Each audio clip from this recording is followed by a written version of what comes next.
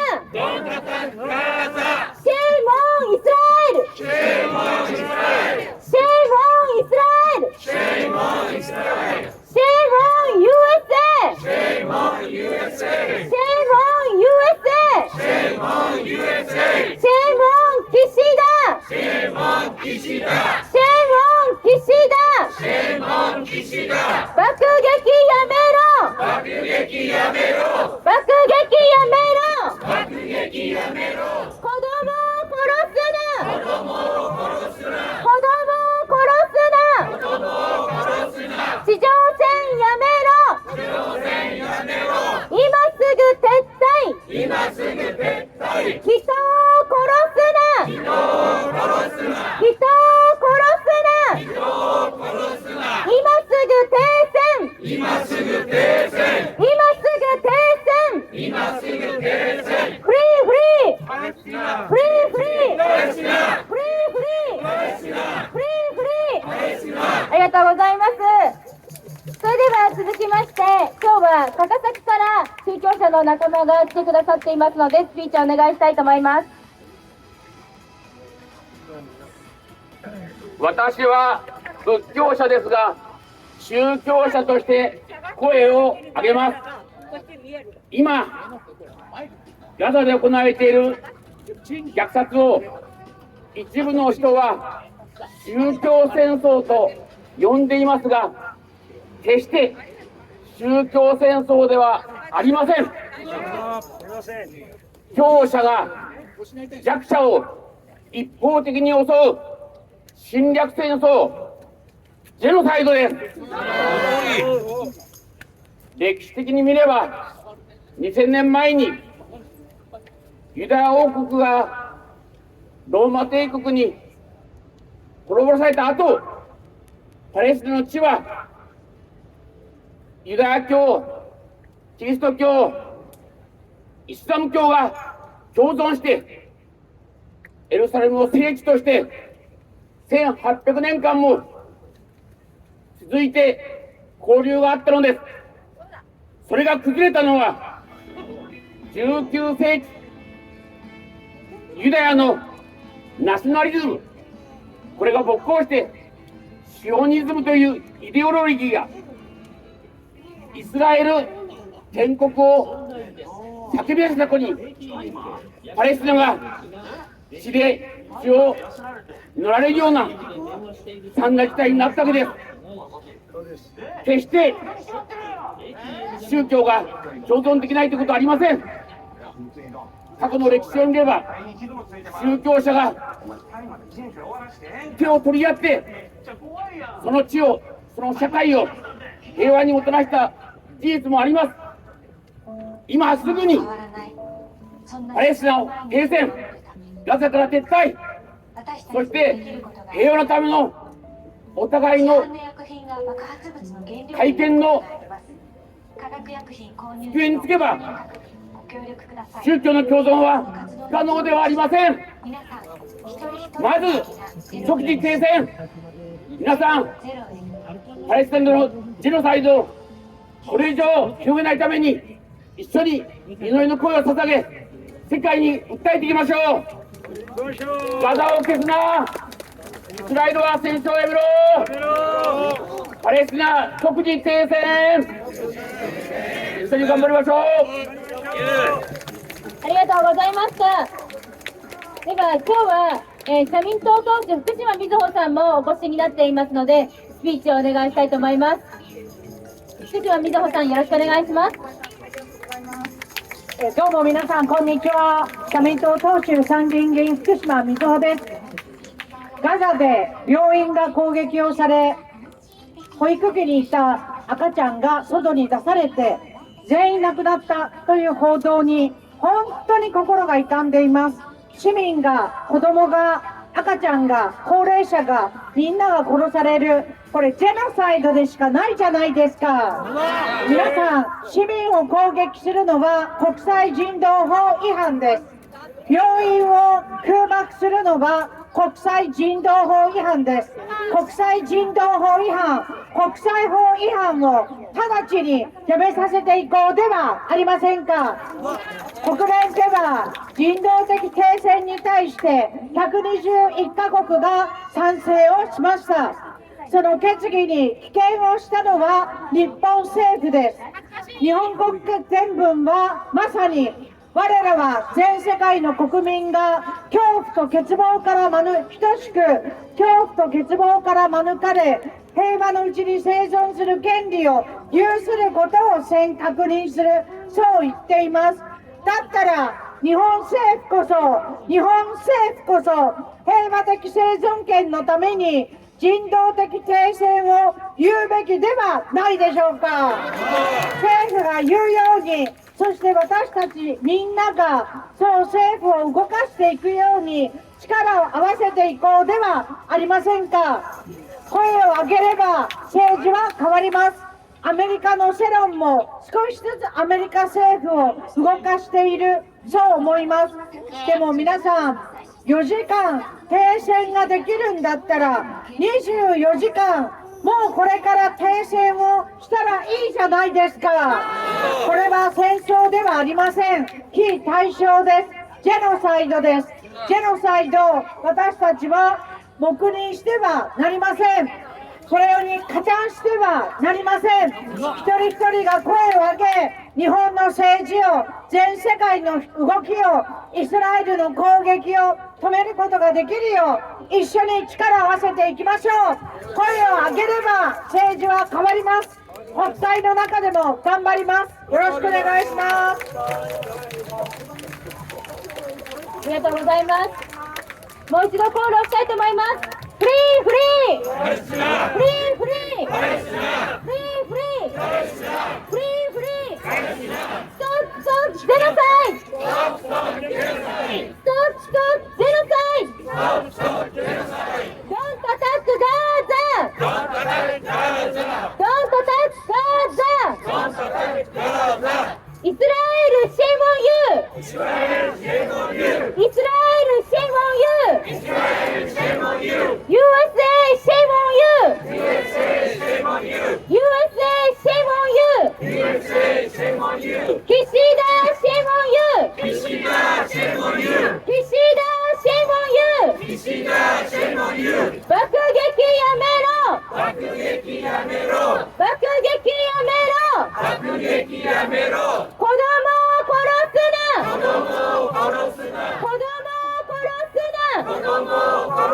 虐殺やめろ地上戦やめろ今すぐ撤退国際法を守れ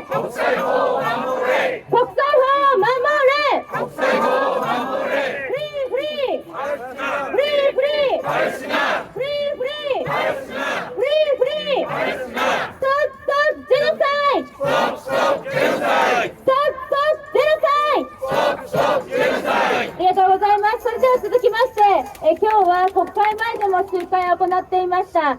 そこで発言してくださった、西山さん、よろしくお願いします。今、全国各地で女の架け橋でつながって平和な未来を作っていこうという行動を行っています。フェミニストの架け橋、フェミブリッジというですね、活動を一緒にしている西山さん、よろしくお願いします。こんにちは。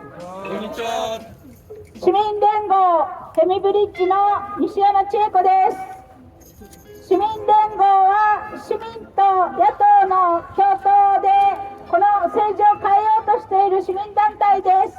フェミブリッジは市民連合の女性メンバーーたちが集まって全国の志を同じくする女性たちとつながっていこう、橋を架けていこう、そのような趣旨のもとで全国で各地でアクションを起こしている団体です。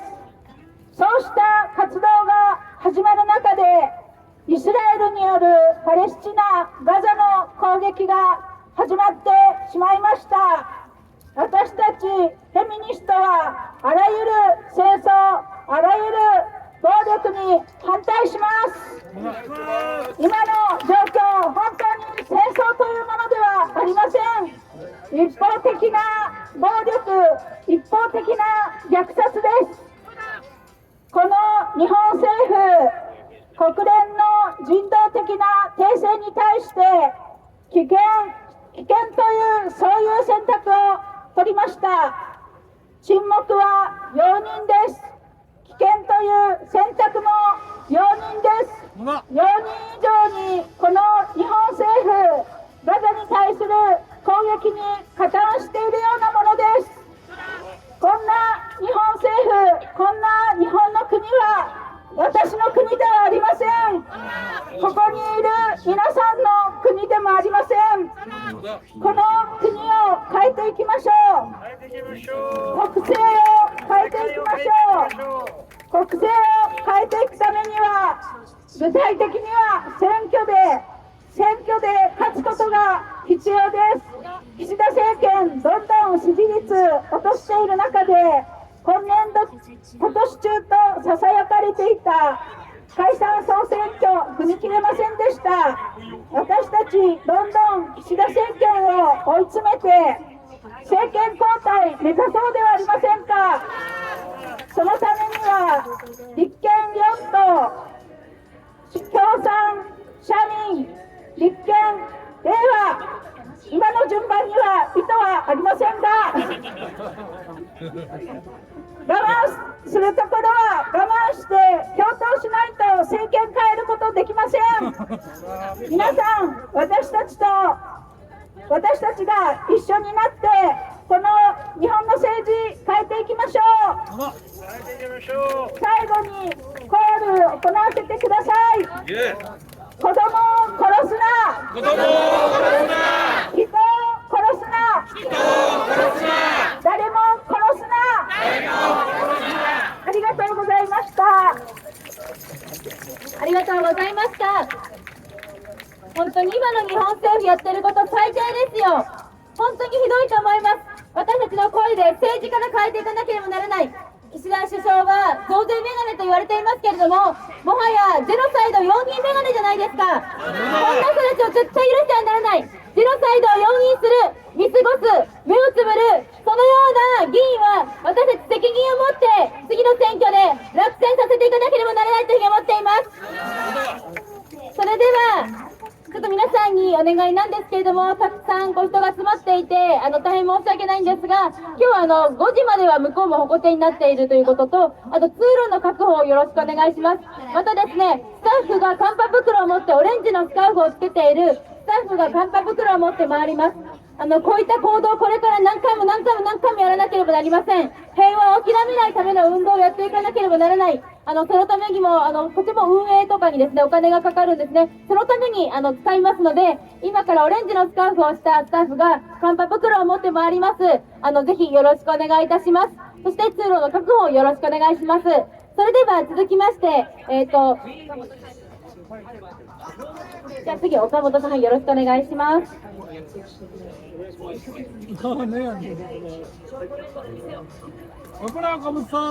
皆さんこんにちは。私は岡本と申します。1987年からパレスチナの子どもの里親運動をやっております。現在まで8人の子どもを育てて、今9人の子どもを育ててきたんですけども、今年に、現地の NGO 法人から連絡がありまして、その彼の家族が、脱出国をレバノンの難民キャンプに行ったんですけど、脱出国をしたという知らせが入りました。それ以来、私はその子どもとは会っておりません。レバノンの難民キャンプですが、そういう状況でですね、今生活してない状況にあるんです。そういう中で今、ガザはもっとひどいです。今朝、私の言葉を重ねてもしょうがないんで、今朝ですね、私に届いたちょっとメールをですね、現地からのメールを読ませてもらいます。これは午前中に池袋の集会でも読んだものですけども、とても切実なメールなんで、皆さん聞いてください。イスラエルによるアルシハ、ごめんなさいね、目が。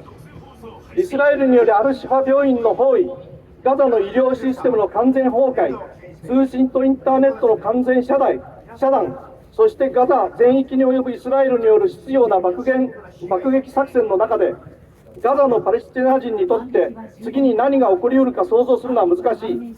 これ国連子ども基金の、パレスチナ事務所からのメールです。私は現地調査員のモハマド・アブ・ルクブから届いた短いメールを伝えます。カンユーニスのパレスチナ人避難民キャンプ、これはガザ北部の避難民キャンプです。で、家族と暮らす10歳のモハマド・オバイドの言葉です。これからはモハマドは自分の望みをはっきりと語っています。家に壁が欲しい、ドアや窓がなくなっても構わない、大切なのは私の家が残っていること、そういう話をしています。モハマドの家族はイスラエル軍の砲撃が強化されたため、ガザ市の西にあるシャンティ難民キャンプの家から逃れたそうです。イスラエル軍の砲撃が強化されたため、ガザ市の西にあるシャンティ難民キャンプのガザ市の今、彼らはガザの他の150万人のパレスチナ人と同じように家を追われて、自分たちの家の運命を知りません。ガザ地区にはパレスチナの子どもたちとその家族にとって安全な場所はありません。イスラエル軍はガザの北部と南部の住宅を爆撃し続けており、イスラエル地上軍は北部のアルシハ病院を包囲した後、これは皆さんも報道でご存知だと思うんですけど、南部に注意を移しています。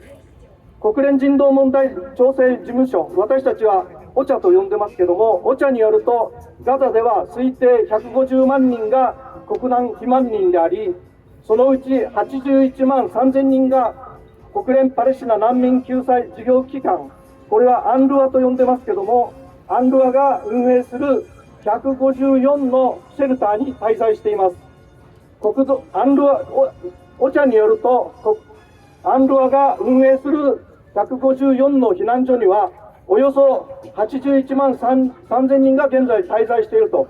どの避難所も収容能力をはるかに超えており、過密状態が呼吸器感染症、下痢、水筒、潰瘍など蔓延を招いているそうです。イスラエルの飛行機が投下したビラを通して南のガザの地域に向かうべきだというふうな宣伝をしているそうです。モハマドは語っています。叔父は彼の友人がアル・ヌセイラート難民キャンプの近くに大きな倉庫を持っていて、その地域はイスラエル軍によって安全だと宣言されているから、そこに行って泊まることができると教えてくれたと。そこで私たちは妹たち、母、叔父の妻と子供2人、祖父母、もう1人の叔父と一緒に車に乗り込んだと。5人乗りの車に12人乗って服や身の回りの品を持って行ったそうです。トイレのある倉庫に泊まりました。倉庫の中で自分たちの食べ物を調理することはできましたが、パン屋に行ってパンを買うのは行列があまりに長くてほとんど不可能でしたと。倉庫はイスラエル軍が侵入したアル・ヌフラカ地区に近く、その地区では激しい砲撃に加え、戦闘機による火の海が作られていたため、生活環境は困難で、主に外に出るのは夜間でしかなかったと。倉庫は元ビン・ジャバル・ホスクの近くにあり、イスラエル軍機が後で爆撃する警告として、イスラエル軍のドローンミサイルが命中したことを知りましたと、モハマドはつけています。逃げた倉庫ですら爆撃をされているということです。ガザ地区ではイスラエル軍がガザ北部と南部の住宅地を砲撃し続けて、イスラエル軍の地上部隊が軍事作戦を実施しているため、パレスチナの子どもたちとその家族にとって安全な場所は今はもうありません。毎年戦争と死がある。私たち子供で平和に穏やかに暮らしたい。世界中がそこに座って私たちが死んでいくのを見ているのに誰も何もしない。これは10歳のモハマドの言葉です。ガザのパレスチンが被った損失は計り知れません。戦うべきものはまだたくさんあるとも彼は言っています。モハマドのようなパレスチナの子どもたちを支援し、停戦を求める行動を続けてきてありがとう、連帯してというのが、国際児童基金パレスチナ事務所のフラット・パーカーからのメールです。これは今朝3時に届いたメールです。私はもうこのメールを見ても本当に何を私たちがやってるんだろう、日本政府がやってるんだろう、世界は何をやってるんだろう。今皆さんが言ってるようにガザのジェノサイドを見過ごしてきたのは私たちであり、世界であり、国際社会なんですね。私たちが声を上げない限りはこの状態はどんどん悪くなる方向です。皆さん頑張って大きな声を上げましょう。ありがとうございました。ではまたコールを挟みます。フリーフリーフリーフリーフリーフリーフリーフリーフリーストップストップジェノサイドストップストップジェノサイドストップストップジェノサイドストップストップジェノサイド Don't attack Gaza Don't attack Gaza Don't attack Gaza Don't attack Gaza Shame on Israel Shame on Israel Shame on Israel Shame on Israel Shame on USA Shame on USA Shame on USA Shame on USA Shame on Kishida Shame on Kishida Shame on Kishida Shame on Kishida 爆撃やめろ爆撃やめろ爆撃やめろ爆撃やめろ子供を殺すな子供を殺すな子供を殺すな子供を殺すな虐殺やめろ虐殺やめろ虐殺やめろ虐殺やめろ今すぐ停戦今すぐ停戦今すぐ停戦今すぐ停戦ありがとうございます。それでは続きまして仲間の女性からもう2014年からずっとですねこの新宿でガザデモっていうのを行ってきた仲間から発言をお願いしたいと思います。皆さんこんにちは、お疲れ様です。私はツイッターで知り合った仲間たちと一緒に2014年から新宿毎週火曜日西口の小田急百貨店の前でサイレントデモというのを行ってきました。特に地域するわけじゃないのでプラカードを持って静かに黙って立つ、あとはチラシを配るというような行動をやってきました。このプラカードも2014年に作ったものなんですね。それをまた引っ張り出さなくちゃいけないということに本当にもう言葉がないです。そしてそれも2014年の8月9日に大きな、イスラエル側の死者67人、ガザの死者1935人中子供452人、戦争いいえ虐殺ですっていうこういうプラカードなんかも作って2014年から行動をしてきました。コロナが流行ってしまって2021年にはこの行動は終了したんですけれども、オンライン上でガザデモツイッターということで、ツイッターデモという形で毎週火曜日仲間たちと一緒に発信を続けています。よく街角でプラカードを持ったり、あるいは街頭宣伝をやったり、それからデモに行ったりして、日本でそんなことやっても意味がないとか、イスラエルにって言ってこいとか、パレスチナにってやってこいとか、そういうことをよく SNS で絡まれたりします。でもウクライナ戦争の時も思いましたけれども、世界が目の前で起きている虐殺に沈黙してしまっていいのだろうかと、私たちが問われてるんじゃないかと、もし自分がパレスチナの人間で虐殺に遭っている時に世世界中が沈黙してしまっていたら、どんなに見捨てられた気持ちになるだろうかと、このことだけでも私はデモに出たり、街角に出て、プラカードを掲げたりすることは本当に大切な行動だと思っています。それから、ありがとうございます。それから今、アメリカでも大きな声が上がっていて、アメリカ政府がその声を無視できなくなっているように、日本でもこのことに対して日本政府がやるべきことをやれと、停戦への努力をしろということを私たちが訴えなければ、一体誰が日本政府を動かすんでしょうか。そういう責任も私たちにはあると思っています。ですので、やっぱりデモに行くこと、集会やること、声を上げること、SNS の匿名でもいい、もう何か自分にできることをとにかくやりまくるっていうことは、私今必要ないんじゃないかと思って、さまざまな行動に参加しています。ここにいらっしゃる皆さんも同じ気持ちだと思いますので、なんかそんなことやっても意味ないとか冷笑してくる人がいましたら、何を言ってるんだと、世界を見ろと、10万人、30万人の人たちが一つで声を上げてるじゃないかと。あんたは黙ってられるのかいって言って、みんなでそういう冷笑の言葉を跳ね返していきましょう。頑張りましょう。ありがとうございました。ありがとうございます。それでは続きまして、今日も国会前でも発言してくださいましたこの会一緒に行動しています新藤さん、よろしくお願いします。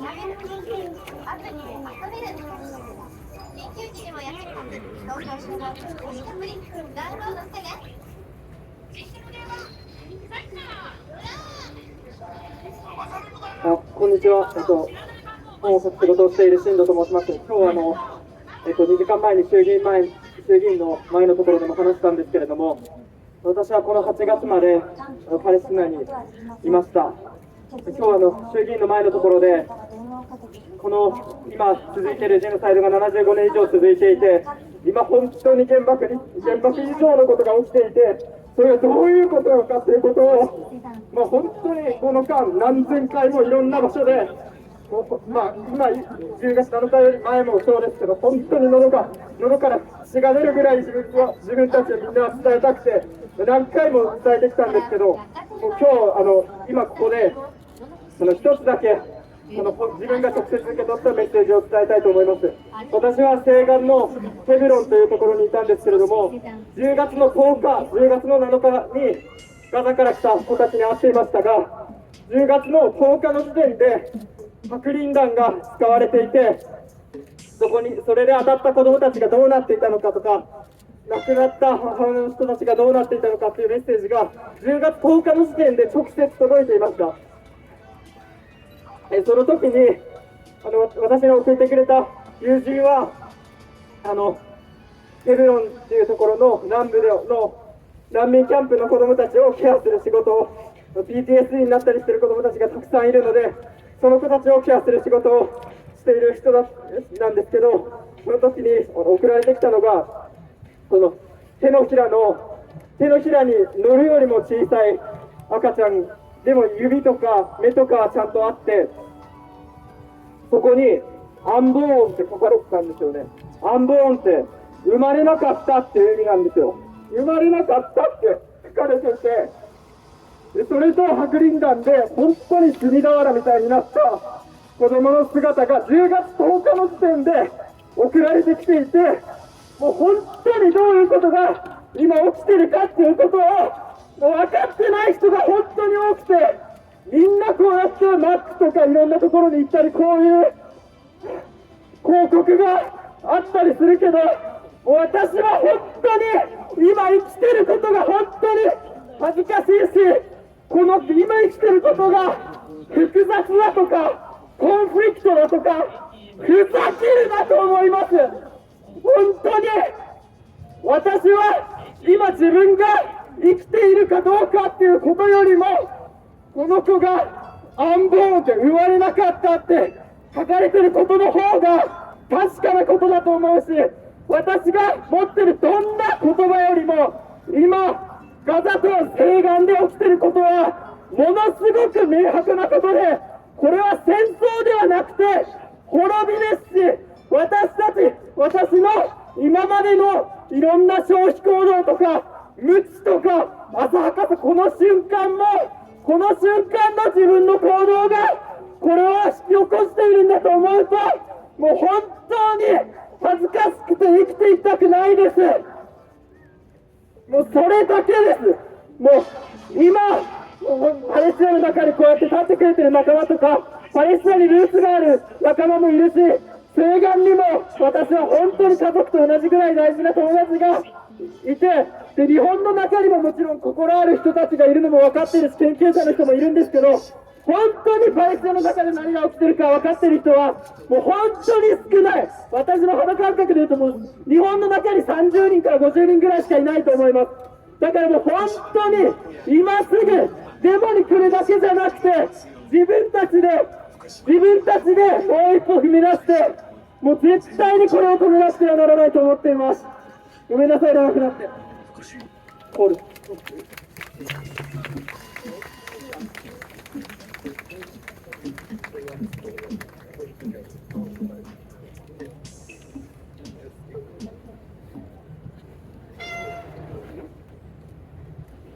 Hi everyone, my name is Haneen. I'm from Gaza, Palestine. I have no more words to say. I really have no more words to say. We've been watching this nightmare for 40-something days. I can't believe nothing has happened yet. I can't believe we have to wake up every day to more horrors, to more nightmares, to more stories of our loved ones being murdered. And the world is just watching them. The world is just watching them. They're not doing anything. How many more people have to be murdered for it to be enough? How many more people?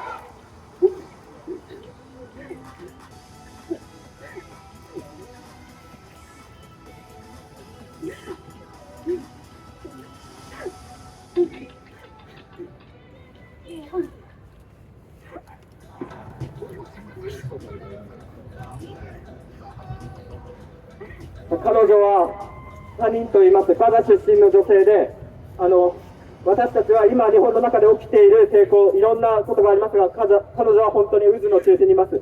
で彼女はガザのアルハラリ病院で生まれました。アルハラリ病院も空爆を受けています。今彼女が言ったのは、もう夜寝て悪夢を見て、朝起きてmore nightmare、もっと悪夢があって、今日寝てまた明日悪夢があって、でもみんな見てるだけ。世界はどこにあるのか、みんな言ってるけど、この間世界はどこにあるのかって本当に思ってると思います。で彼女がさっき言ったのは、あと何人殺されれ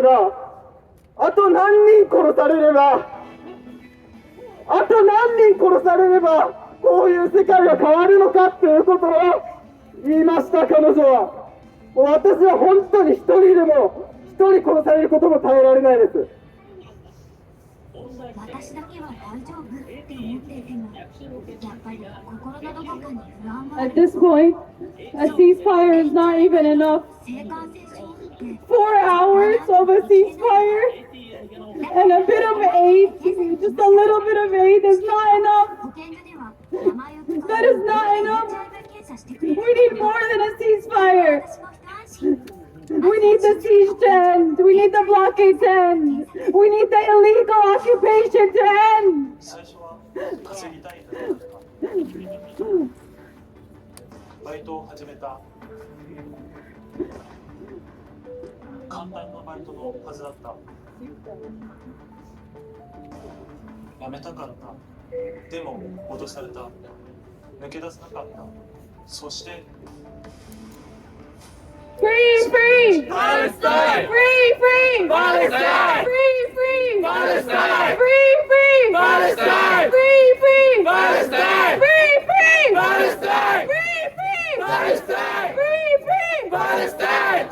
Gaza, Gaza! Don't you cry! Gaza, Gaza! Don't you cry! Gaza, Gaza! Don't you cry! Gaza, Gaza! Don't you cry! Gaza, Gaza! Don't you cry! Gaza, Gaza! Don't you cry!